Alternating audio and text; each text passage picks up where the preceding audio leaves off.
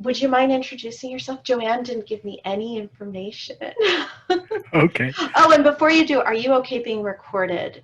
This I is am I am okay. fine being recorded, yeah. Wonderful. So my name is Patrick Lewis. I currently work at Maxar, which is formerly Space Systems Loral. I work as a structures engineer designing the main body of spacecraft. We mainly do large geocommunication satellites, and we do some smaller, like low Earth orbit observation satellites, and we're starting to do more planetary missions for NASA and JPL, which is pretty fun.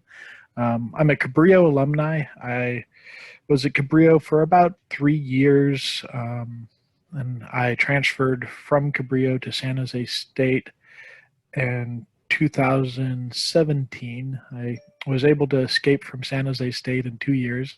I graduated with a bachelor's in aerospace engineering in 2019, which for me, I'm very fortunate with the timing. I'm looking at lots of classmates who ended up taking another semester and entered entered just a terrible job market.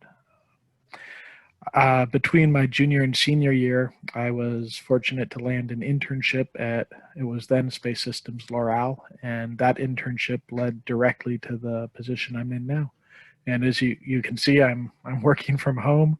My daily commute is from the bedroom to the office, which in some ways is nice. I still live in Santa Cruz, and our campus is in Palo Alto, kind of right at 85 and 101. But I also miss being able to kind of go down to the main floor and see the structures that I designed being built and interact kind of personally and immediately with all my coworkers.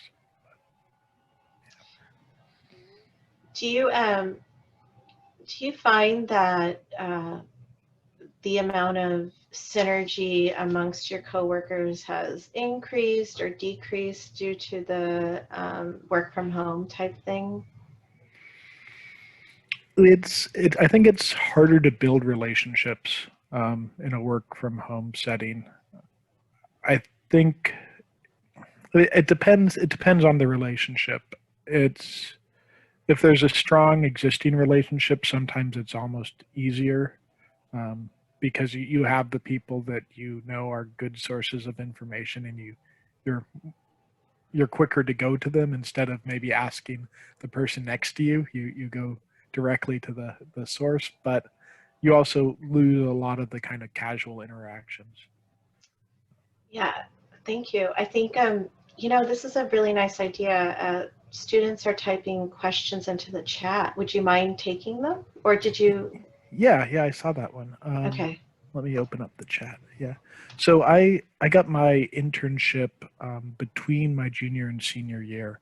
So I think the job fair that they had where I interviewed for the internship was over Christmas break. It was I think it was between Christmas and New Year's Eve, and it was really a really strange time. But I was able to I found out about the job fair through the San Jose State branch of AIAA, which is the aerospace kind of professional organization, and our local chapter had let us know that Maxar was having a job fair. So I went in and got a chance to interview with I think three different managers, which was really helpful. It was the first time I'd been interviewing for like a technical engineering position, and the first person I interviewed with, I was terrible. Um, but by the second one, I knew a little bit more what I wanted to talk about and how I wanted it to go. And by the third one, I think I came across as fairly polished. But yeah. I have two questions to follow up on that while others are thinking of questions. But do you still go back? Well, the first one is, how did you prepare for that interview? And the second one is do you guys go back and offer internships still at San Jose State? Do you We continue do. to do that?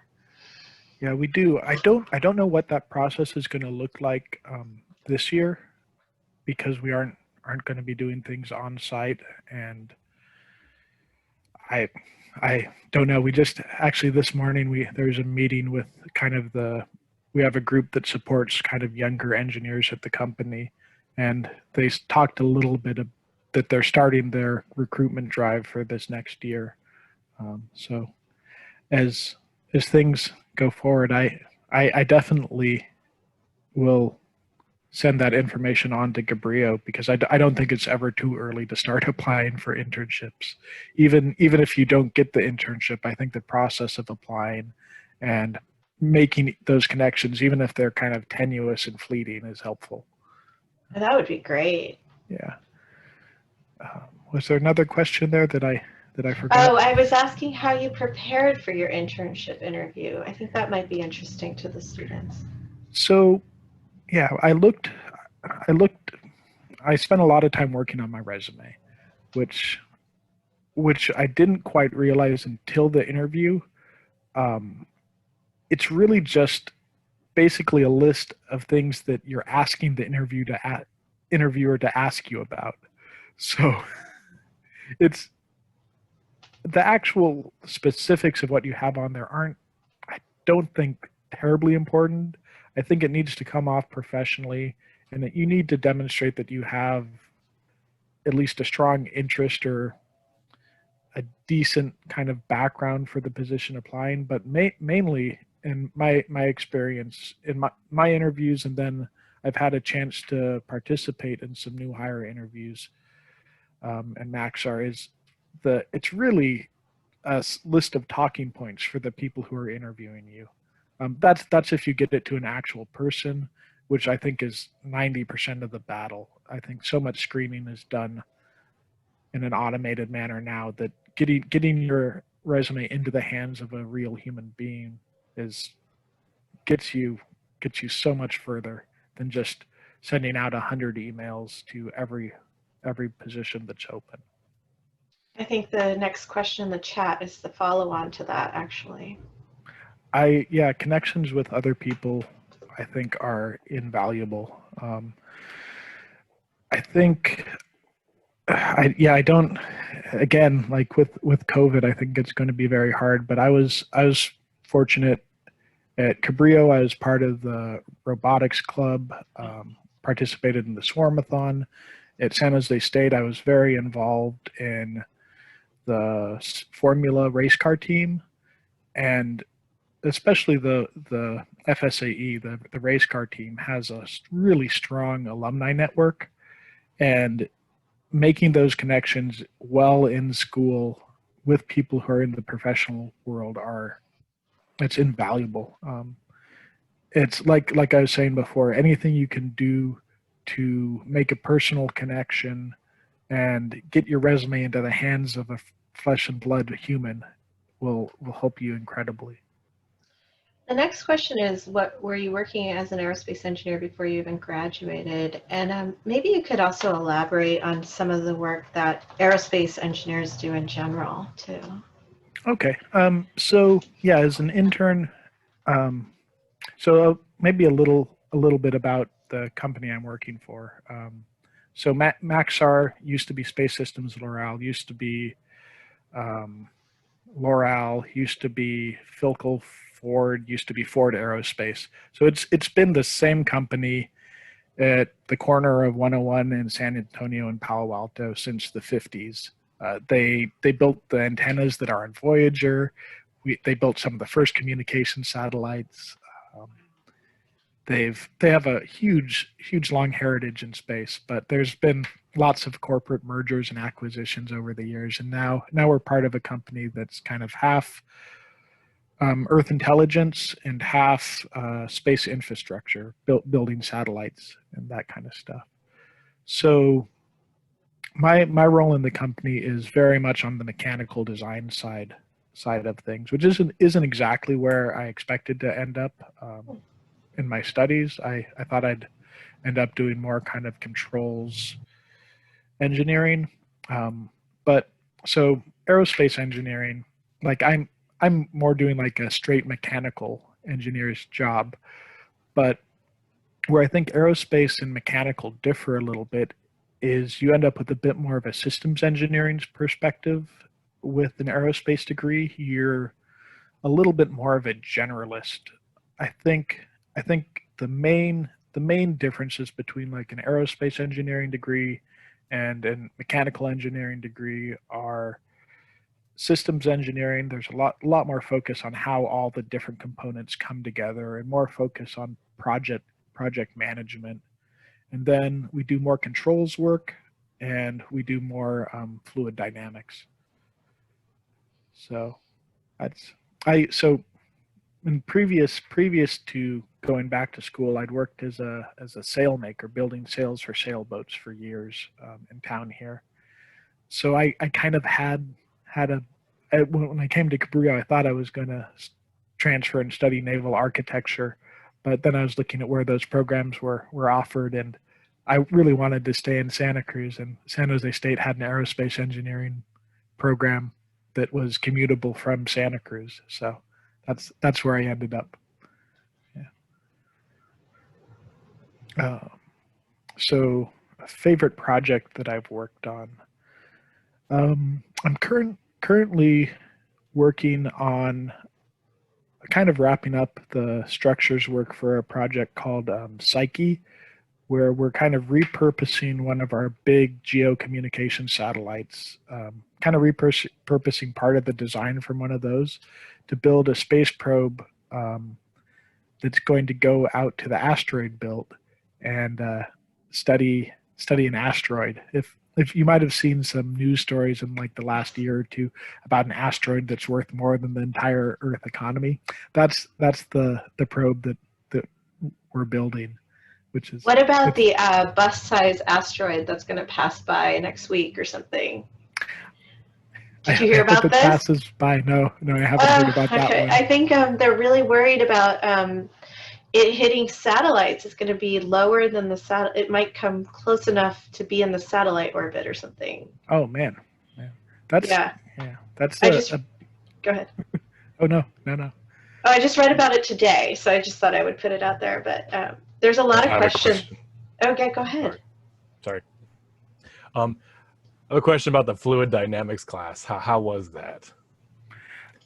I really like it. So you liked it? Okay. Yeah, at San Jose State, we did a series of 3 aerodynamics classes, and then one fluid dynamics class as part of the undergrad, and it kind of tied into the background that I had. So it was nice to kind of look at all these concepts that I'd been like using kind of as rule of thumbs, and then putting some rigor and some math behind them. Right. And then I'm currently going back for my master's right now, also at San Jose State, and I'm also taking another CFD class right now. Oh, no kidding. Which is really, really fun. It's yeah, I've heard about that.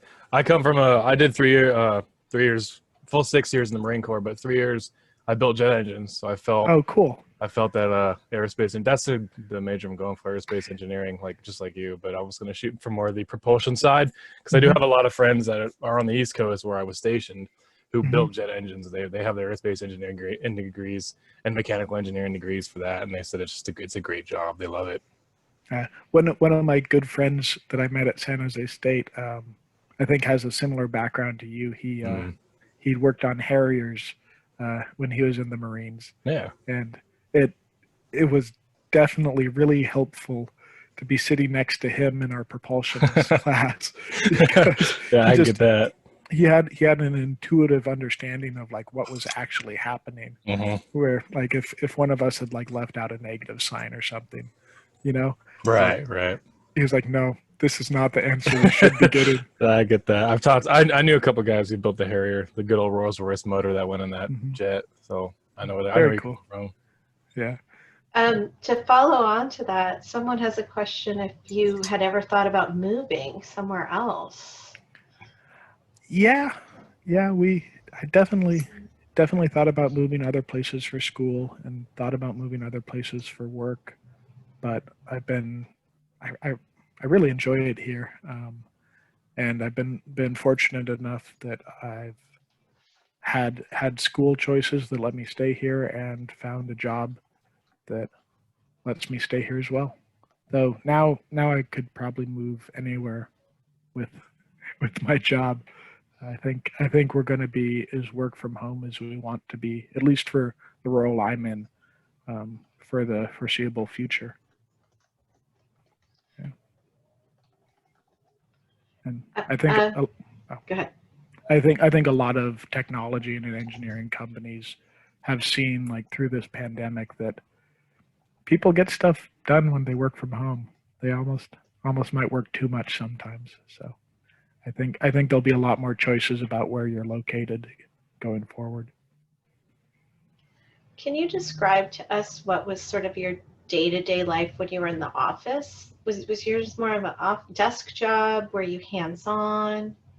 Yeah, so I'm fully on the design side of things. So I spend my life in Creo doing CAD, and I'd usually try to leave fairly early, beat the commute over Highway 17, and get to the office at before 7. Usually like 6:30 to 7 o'clock is when I'd show up, and get in a few solid hours of actual quiet work. And then as people started to trickle in from 9 to 10, you end up having a lot of design meetings where you're collaborating with different groups and finding out their needs and how you can support their needs, and also flowing your needs to groups as well. There's too many meetings. Um, there always are, I think, but there's it's yeah. So probably 60% of my time is spent doing design work of some sort. Probably another 30% of my time is spent doing more collaborative work where we're finding kind of defining requirements and making sure that we're doing what other people in the company need us to do. And then the remaining 10% is administrative or kind of company related work. And when I was in the office, I'd tried to. I sometimes failed, but I was pretty good about getting down to the shop floor once a week to actually see what I was designing being built, which was, that might be the thing I missed the most about not being there in person. It was it's really nice to see the thing make the transition from virtual to real. Definitely a big reward.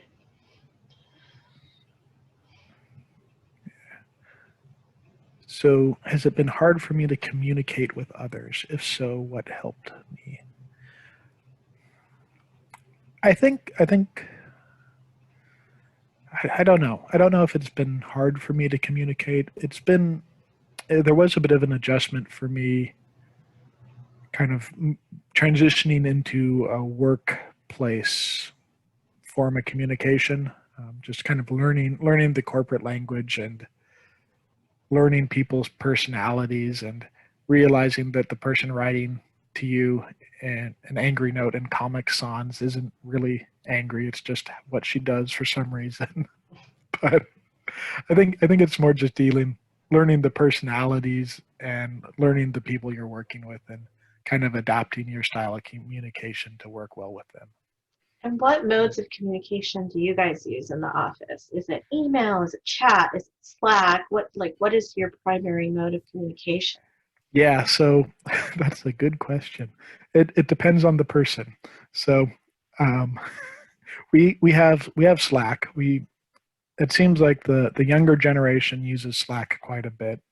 We have a chat platform called Jabber that Cisco puts out that I think we're moving away from. People who've been at the company a bit more use that mostly. Anything that needs to be kind of documented and referred back to later, anytime a decision's being reached, is usually an email chain. If a problem is more complicated or the email chains get a little too hectic, we'll have a Zoom meeting. And what else? And then phone calls and text messages also happen quite a bit. So All happening at the same time. all happening at the same time. Like I'm looking at my inbox right now, and since we've been talking, I have 15 new messages. Wow. Related to work. Related to work, yeah. But it's been a hectic week. So Yeah. I want to be cognizant of your time. We only have 8 minutes left until Robert will speak. But do you have any advice that you would give? These are students just embarking on their engineering careers. Engineering 5 is an introduction to the engineering profession. And as a former Cabrillo student, do you have any advice to the class? yeah. So I remember Engineering 5 well. I don't know if you're still building boats out of Play-Doh. Oh, that was my favorite. Oh, actually, that's today's project. Awesome. Anyways, go ahead. Okay, but I think the thing I liked about Engineering 5 and that I like about engineering in general is you actually get to build real things that are tangible. And I think it's easy through the educational path to kind of lose that. So anything you can do to join a group or a club that's building actual things, take it up. Like the Swarmathon was great. We actually got to play with real rovers. The FSAE at San Jose State, the Formula car, was awesome. It was so much fun and such a great way to apply the knowledge that we were learning.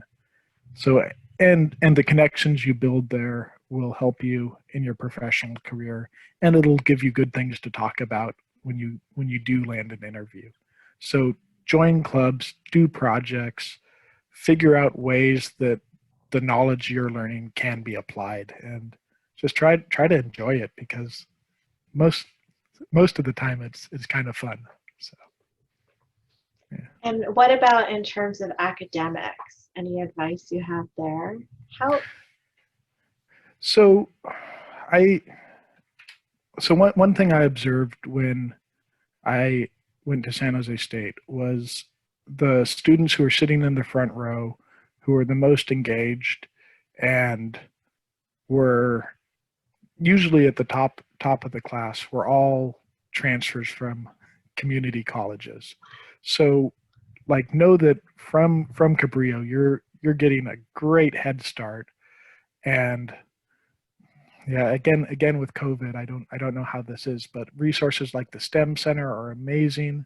When you go out to wherever you transfer to, there probably aren't going to be resources in kind of the nurturing community pre-built.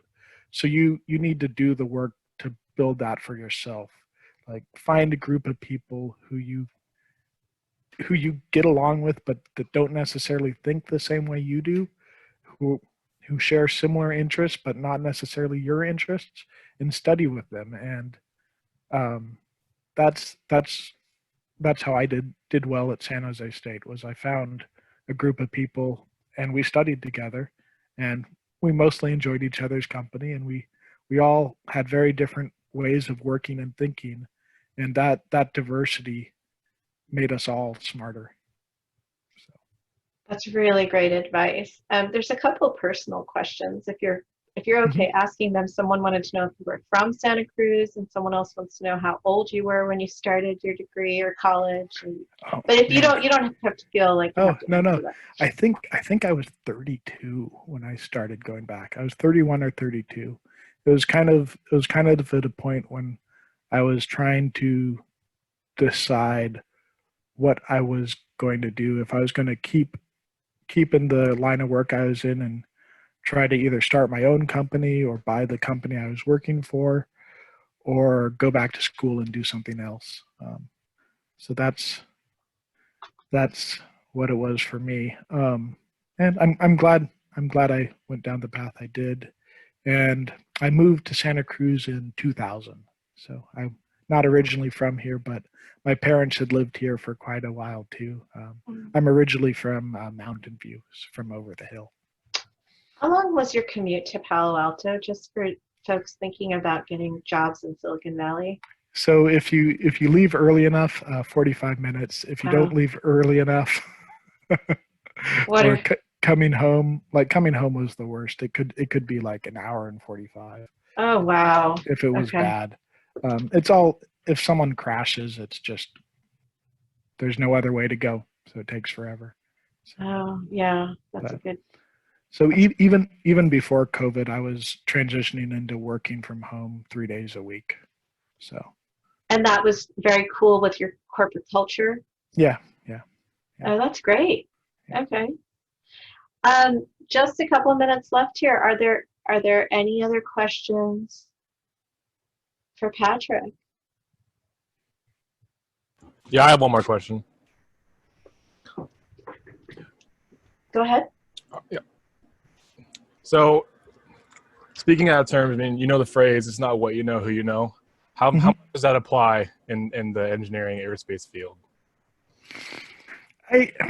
I think there's some truth to it, but I think there's kind of three things. There's, and you it's like a three-legged stool. You need to have the technical knowledge. Right. You need to have some sort of introduction to the right person, and then you also need to have a method of working with people that makes someone who's interviewing you say, "Yeah, I could see working in a very stressful situation with this person." So I think building a network and making connections, it's necessary. It's probably more important than I realized it was when I was going through school, and I probably should have invested more time doing that. But it's work you can do by joining professional organizations, showing up to events, and joining projects. Okay. Cool. Awesome. Thank you. Thank you so much, Patrick. I think we learned so much from you, and you have so much great advice for our class, having gone through this already. Yeah. Well, I'm happy to help out because Cabria's the best college there is, and I'm always sad that I'm still not there. So. Oh, Yeah. If they have more questions, would it be okay if I emailed them to you? Yeah, for sure. Yeah, you guys are all also free to hit me up on LinkedIn. I'm Patrick Lewis. I think I'm the only one. Yeah. And, Okay, great. Let's thank Patrick for joining us and sharing his experience with us. And okay. Well, thank you. bye. Bye-bye.